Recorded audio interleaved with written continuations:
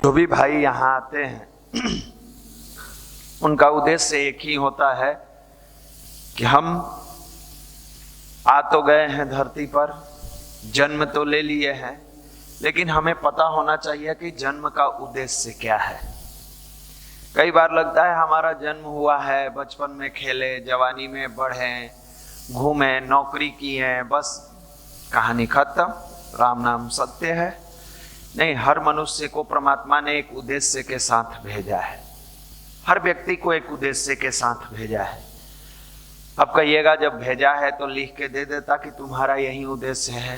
नहीं, किताब का सिलेबस दे दिया जाता है, ये नहीं बताया जाता है कि यही प्रश्न आपके एग्जाम में आएगा।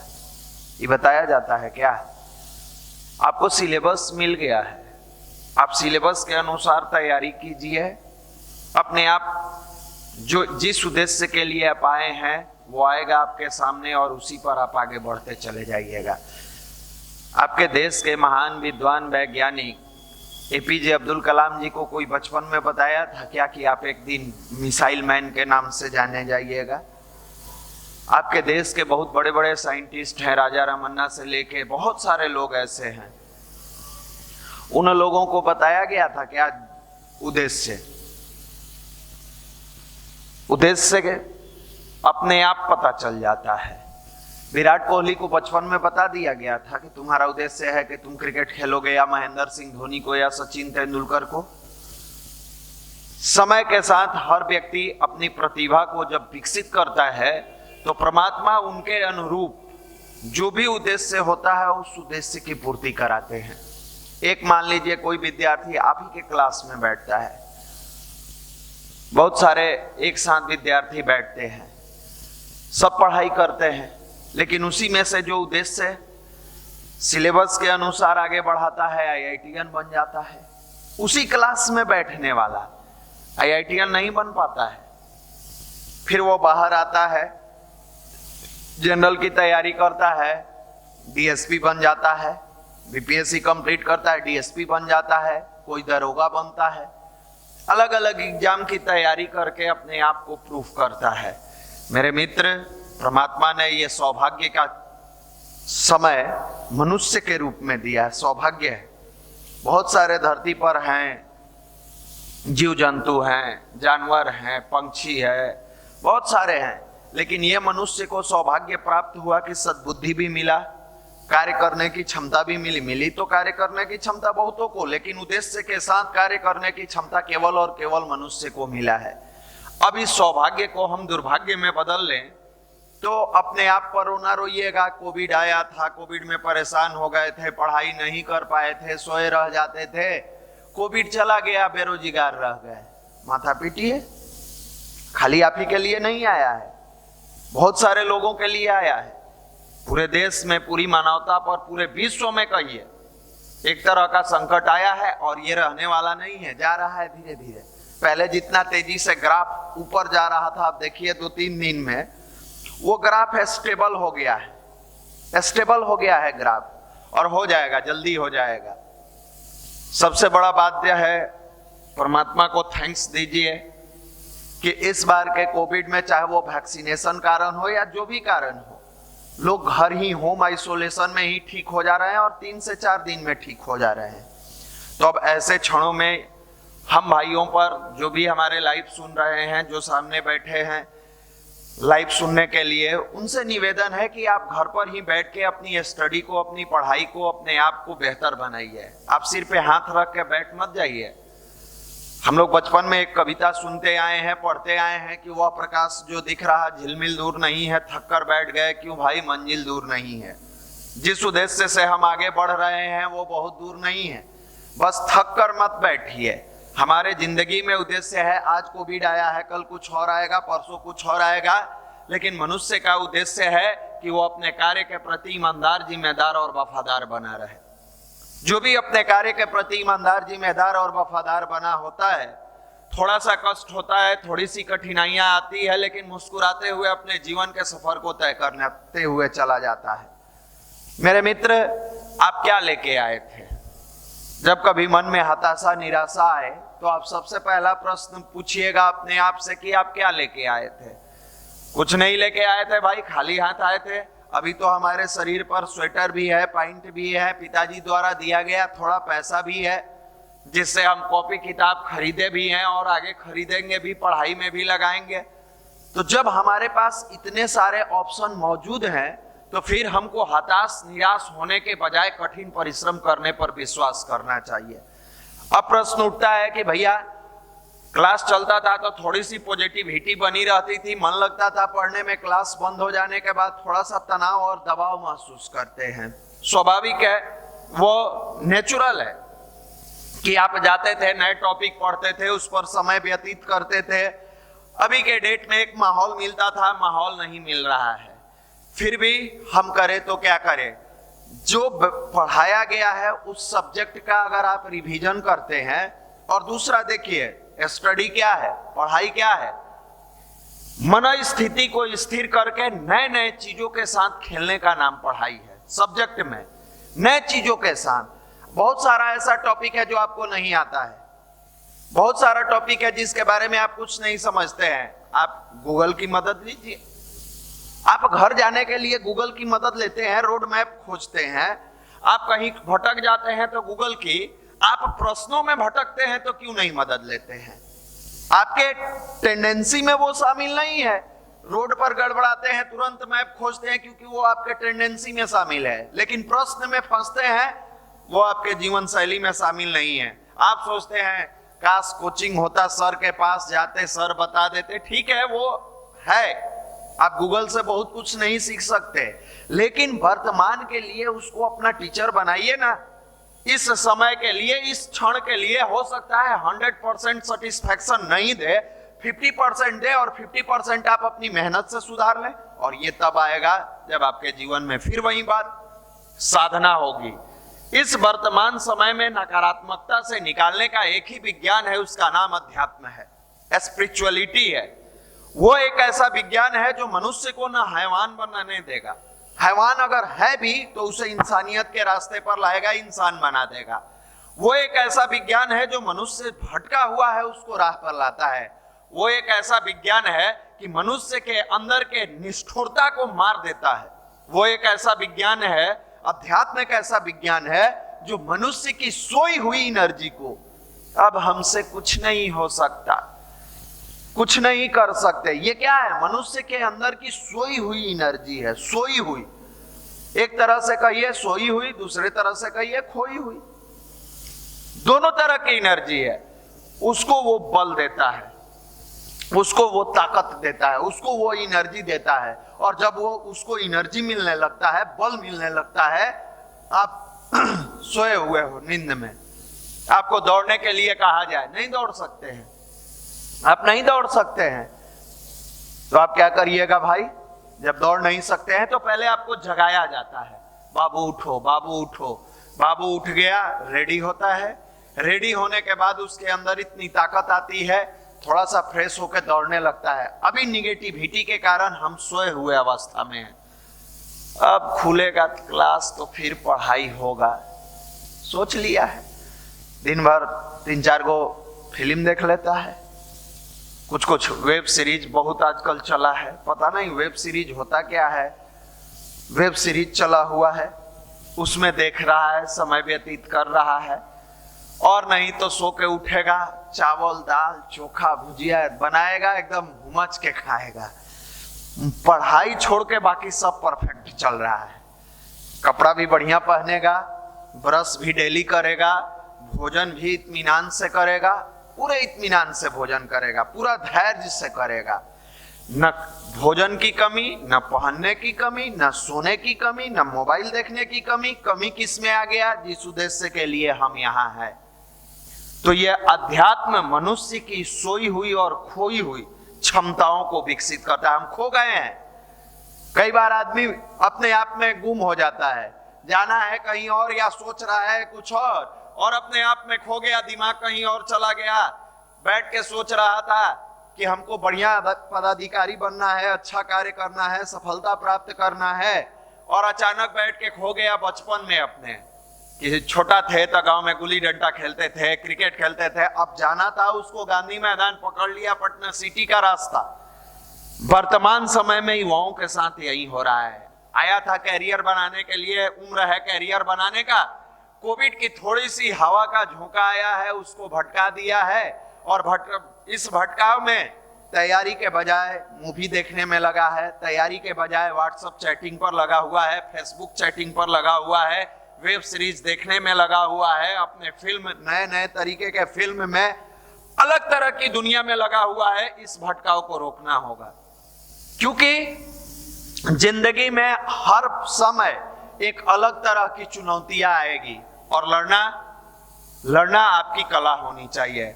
मनुष्य के जीवन में ऐसा नहीं है कि हम लोगों के जीवन में तनाव नहीं है, आता है, हर व्यक्ति के जीवन में तनाव आएगा, ये पार्ट ऑफ लाइफ है।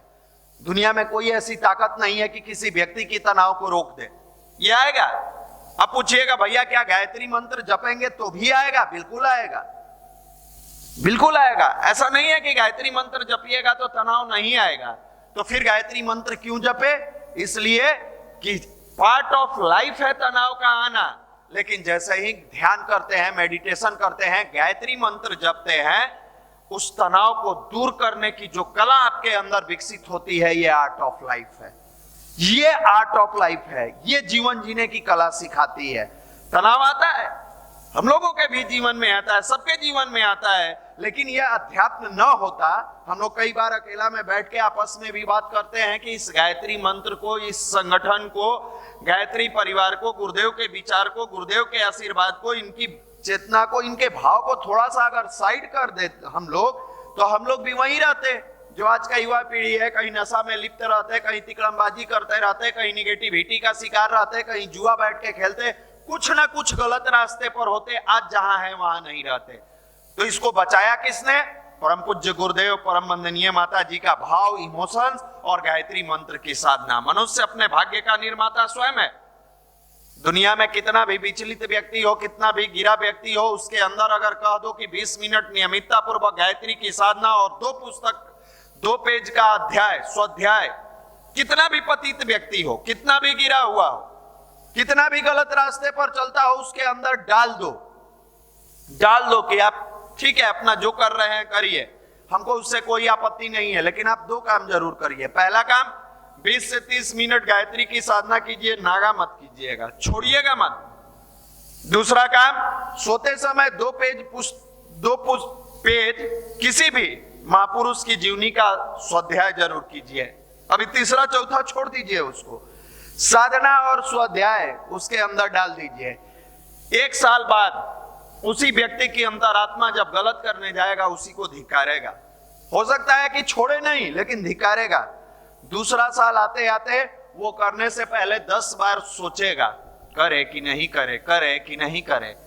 और 3 साल, कंप्लीट 3 साल अगर वो करता रहा, आप लिखित ले लीजिए कि उस लाइन पर नहीं जाएगा। चाहे दुनिया का कोई भी व्यक्ति उसको समझाए कि अरे तुम तो पढ़ाई करते थे, चलो, कहेगा कि अरे करते थे, ठीक है, अब नहीं करेंगे। इतनी बड़ी ताकत इस गायत्री महामंत्र में है। जब हैवान को इंसान बना सकती है, तो आलसी व्यक्ति को दौड़ा सकती है कि नहीं दौड़ा सकती है?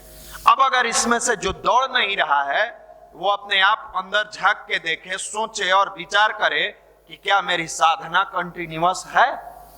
क्या मैं नियमितता पूर्वक गायत्री मंत्र की साधना 20 से 30 मिनट करता हूं? अगर हाँ, तो वो दौड़ता होगा, अगर ना तो वो आलस में लिपटा होगा।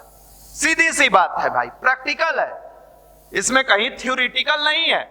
हम लोग भी आज अगर दौड़ रहे हैं लगातार, चाहे वो आपके मनीष भैया हो, हम हो या कोई भाई हो, अगर भैया लगातार 27 वर्षों से दौड़ रहे हैं गुरु कार्य के उद्देश्य को लेकर, युवाओं के अंदर जागृति पैदा करने के लिए, युवाओं को सही राह पर लाने के लिए, वो कौन सी ताकत है, वो कौन सी एनर्जी है? जब सर्च कीजिएगा तो एक ही एनर्जी है कि उनका नियमितता पूर्वक सुबह, दोपहर, शाम, कम से कम 2 टाइम की उनका 1-1 घंटा की साधना है, जो उनके अंदर ये बल प्रदान करती है कि हमेशा सकारात्मक रहते हुए युवाओं को सकारात्मक करते हैं। मनुष्य अपने भाग्य का निर्माता भाई स्वयं है, करना होगा। और जिस विज्ञान को हमारे ऋषि महर्षियों ने देकर गए, आपको भले ही लगता होगा कि ये 24 मंत्र गायत्री, 24 अक्षर का गायत्री मंत्र हमारे अंदर क्या क्या दे सकती है, दुनिया का वो हर चीज मिलता चला जाएगा जिसकी आप कभी कल्पना भी नहीं किए होंगे। कई भाई आते हैं, भैया नौकरी चाहिए नौकरी। अरे गायत्री की साधना जो नियमितता पूर्वक 3 साल करता है वो नौकरी के करीब रहता है, और नौकरी उद्देश्य से लेके अगर गायत्री की साधना करते हैं तो आपकी स्थिति वही है कि राजा का बेटा होते हुए और जिलेबी का दाम मांग रहे हैं। राजा का बेटा होके और जिलेबी का दाम मांग रहे हैं, दे दीजिए जिलेबी। राजा को भी दुख होगा, मेरा बेटा है, राजकुमार है और जिलेबी का दाम मांग रहा है। और मांगने के बाद आपको भी अफसोस होगा। हो सकता है कि तत्काल मिल जाए तो नहीं हो, लेकिन कुछ दिन के बाद आपको भी अफसोस होगा कि मैंने साधना करके मात्र एक नौकरी मांगा। अरे साधना से तो हमारी बुद्धि इतनी जागृत हो गई थी कि मैं मेहनत करके नौकरी ले लेता। इस साधना को तो यहां पर आते हैं, जब संडे का सेमिनार होता है तो हाथ पसार के भाव से मांगता है लोग, स्वास्ति प्रजाभ्याम परिपालयंता न्याय न मार्गे रमहि महिषा। स्वास्ति प्रजाभ्याम की बात करते हैं कि स्वास्ति प्रजाभ्याम परिपालयंता न्याय न मार्गे रमहि महिषा गो ब्रह्मणेभ्यो सुमस्तु नित्यम लोका समस्ता सुखिनो भवन्तु सर्वे भवन्तु सुखिना। हम तो सबकी कामना करते हैं सुखद जीवन की। सर्वे संतु निरामया सर्वे भद्राणि पश्यन्तु मा कश्चित् दुःख मा पुण्यात्। हम तो सबके जीवन की खुशहाली की कामना करते हैं, हम सबकी अच्छाई के, सबके जीवन में सुख सुविधा की कामना करते हैं। और गायत्री जब के हमने क्या मांगा? नौकरी। राजकुमार होते हुए जाके अपने बाप के सामने हाथ पसार के मांगा जिलेबी का दाम। अरे वो तो राजगद्दी देने के लिए तैयार है। आप अपने आप को योग्य बनाओ ना, अपने आप को काबिल बनाओ, अपने आप को टैलेंटेड बनाओ, अपने आप को उस लेवल से बनाओ। नहीं भैया हम बना नहीं पाए इसलिए जिलेबी का दाम मांगे। वो देना बहुत कुछ चाहता है। जैसे एक पिता अपने पुत्र को एक उचित समय आने पर अगर वो उस काबिल होता है तो उत्तराधिकारी बना देता है, परमात्मा भी चाहते हैं कि एक लेवल से, परम पिता भी चाहते हैं कि अपने पुत्र को एक लेवल से जब योग्य हो जाए तो उसके अनुकूल दें। लेकिन दुर्भाग्य कि एक पुत्र जैसे पिता के पास उत्तराधिकारी बनने के बजाय थोड़े से चीजों को मान के संतुष्ट हो जाता है। परम पिता भी देखते हैं कि इसने पात्रता उस लेवल से विकसित नहीं की, तो जितनी मिलनी चाहिए थोड़े से देके और संतुष्ट हो जाते हैं।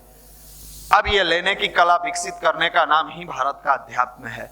और ये जब कला विकसित होती है तो साधारण गडेरिया का लड़का शिवाजी बन जाता है।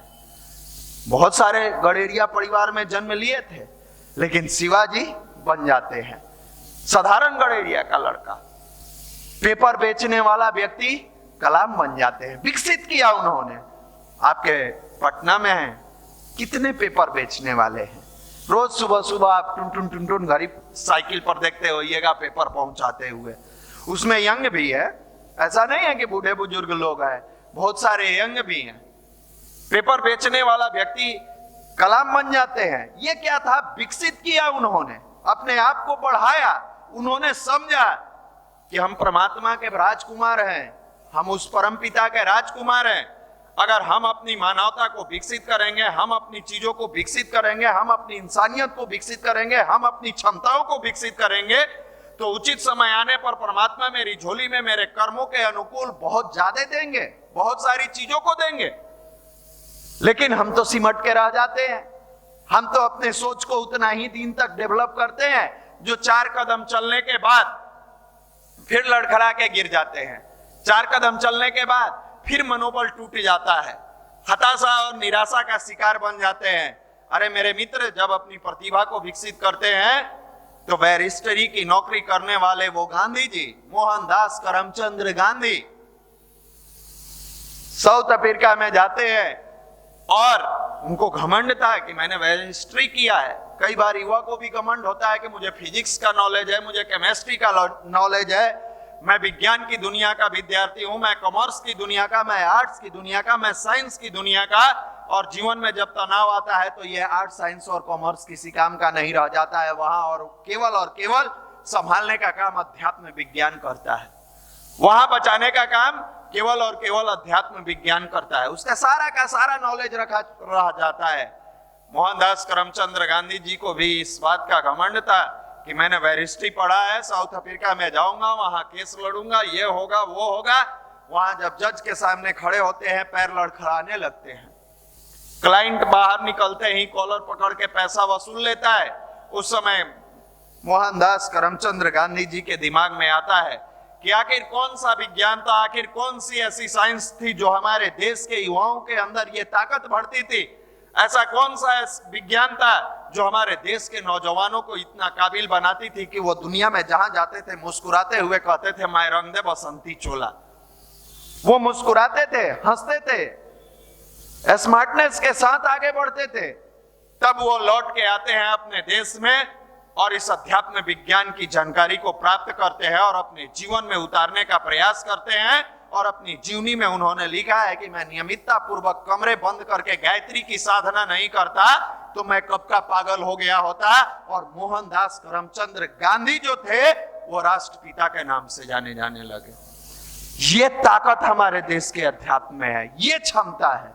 आप हम हताश है, कोविड भैया कब जाएगा? अरे चल जाएगा, मत चिंता कीजिए। एक सप्ताह पूरे अपने बैटरी को चार्ज रखिए, हम लोग लाइव आके दे रहे हैं, सारी चीजें मिल रही है।